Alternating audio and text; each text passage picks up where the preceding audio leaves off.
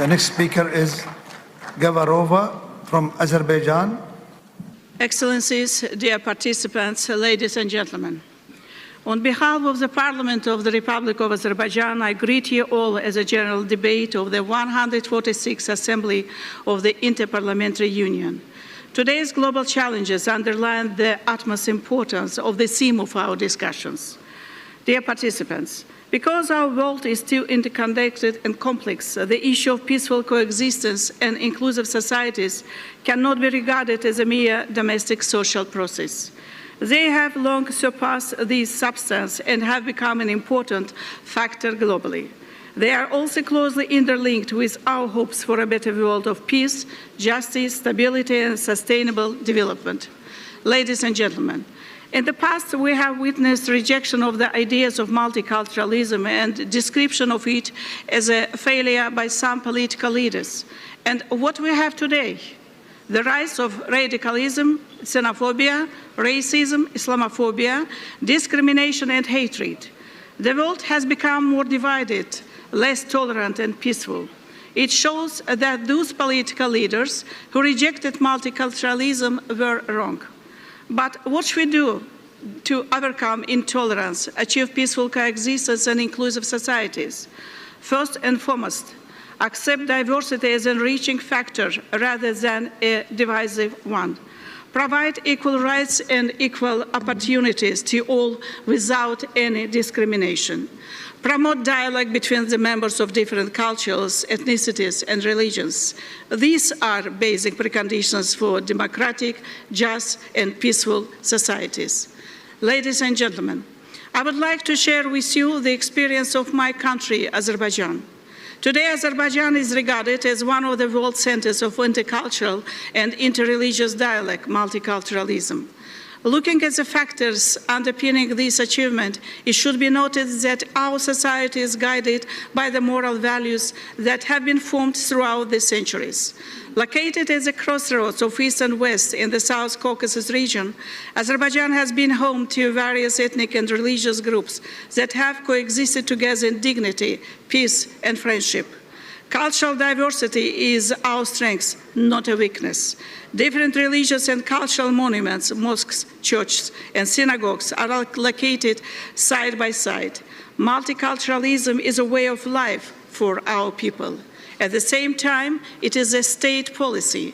Besides protecting and further developing these values, our government also promotes multiculturalism, tolerance, and interreligious dialogue through organizing numerous international events under the patronage of the President of the Republic of Azerbaijan, His Excellency, Mr. Ilham Aliyev. Dear participants, nowadays one of the main and worrying problems is the issue of refugees and internally displaced persons. In many cases, these issues related to violation of peace and security. Thus, my country, Azerbaijan, witnessed it 30 years ago, when 20% of its internationally recognized territories became under occupation by our neighbor Armenia. As a result of ethnic cleansing and occupation policy of Armenia, more than 1 million Azerbaijanis became internally displaced persons from the occupied territories and refugees from Armenia. During the years of occupation, Armenia razed to the ground all our cities and villages, vandalized all historical, cultural, and religious sites of Azerbaijan. As in the occupied territories, Armenia also destroyed all historical and religious monuments of the Western Azerbaijanis who lived in present-day Armenia for centuries. This is a clear demonstration of intolerance and hatred by mono-ethnic state of Armenia. Despite the years of occupation, it is Azerbaijan that has initiated a peace agenda and normalization of relations between Azerbaijan and Armenia, right after liberating its territories in 2020. This agenda is based on 5 principles of international law. However, Armenia, along with misleading international community with false information, still does not fulfill its undertaken obligations and continues illegal transportation of weapons, military personnel, and landmines to the territory of Azerbaijan. We have witnessed yet another manifestation of such falsification and misleading by Armenian representatives in the framework of this very assembly. Ladies and gentlemen, I regret that the first statement in this assembly on such an important topic as peaceful coexistence and inclusive societies was delivered by a representative of a country that is one of the most mono-ethnic countries around the globe, well known with its aggressive, discriminatory, and intolerance policy. Armenian speaker enumerated national minorities living in his country and so-called rights granted to them.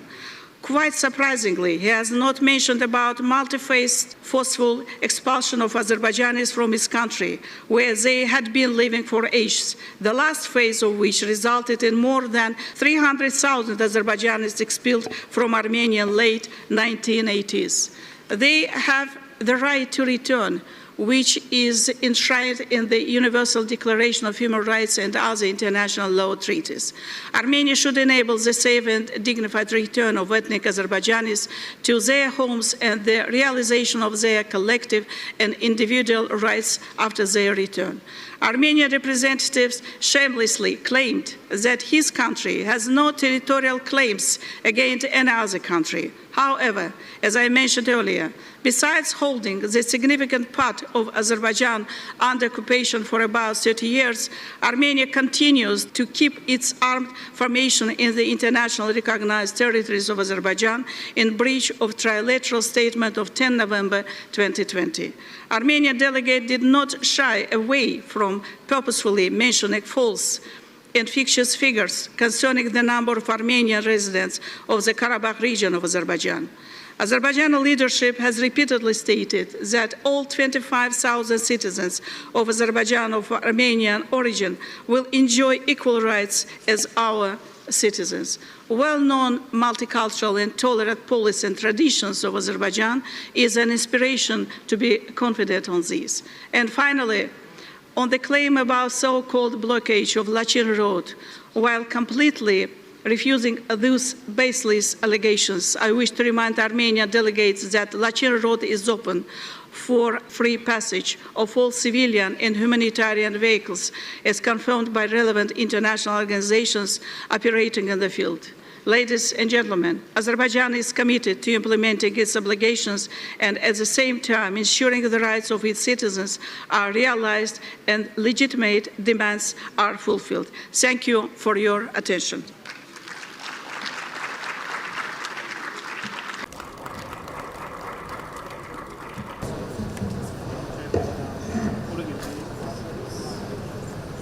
Senhor Presidente, 146ª Assembleia da OIP,